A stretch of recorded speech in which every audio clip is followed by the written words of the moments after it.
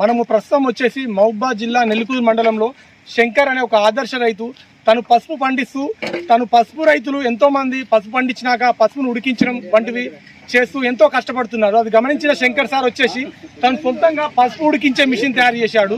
మనం శంకర్ సార్ దగ్గరికి మనం ఈరోజు వచ్చాము. సార్ని అడిగి విశేషాలన్నీ తెలుసుకుందాం. ఇది మంట, ఇది ఇట్లా మంట వేస్తూ ఉండాలి. ఇది ట్యాంక్, వాటర్ ట్యాంకు. ఈ వాటర్ ట్యాంక్ ని హీట్ చేయడం వల్ల దీంట్లో వచ్చే స్టీమ్ ఉంటుంది. ఆ స్టీమ్ నుంచి మనకి ఇక్కడ పైపులు ఉంటాయి. ఈ పైపులోకి ఎంచి మనకు దానికి సపరేట్ రెండు పేనాలు ఉంటాయి అన్నమాట. స్టీమ్ అనేది ఈ బొంగులోకి ఎంచి ఇళ్ళకి వస్తుంది. పోలాంటి వచ్చినప్పుడు మనకి ఆటోమేటిక్గా మనకి పసుపు ఉడికిందని అర్థమవుతుంది. ఇప్పుడు దీన్ని ఆఫ్ చేస్తాడు. మనం నిలబడ్డ ప్లేస్లో పసుపు స్మెల్ కూడా, ఉడికిన పసుపు స్మెల్ పచ్చి పసుపు అయ్యేసరికి చాలా అద్భుతంగా ఉంటుంది వాసన. చూడండి అంత బుసలు కొడుతుంది. అదే మనుషులు తను లైవ్లో ఉడికించడం అనేది ఊహించుకోండి ఎంత కష్టం.